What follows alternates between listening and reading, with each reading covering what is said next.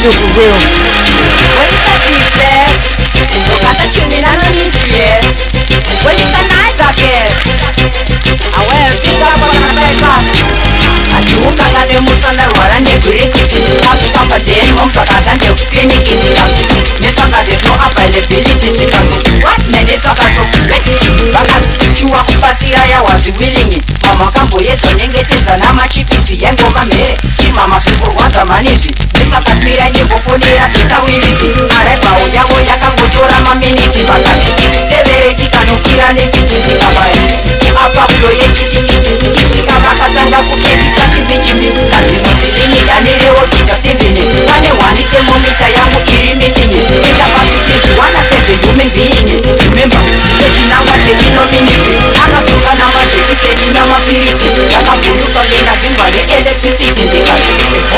izvo ndo zviviti kana ndema zvakufane kuhwanda musirini imwe diva netemomita inenge chipikiri saizi yachava masendimita bosikisini mwana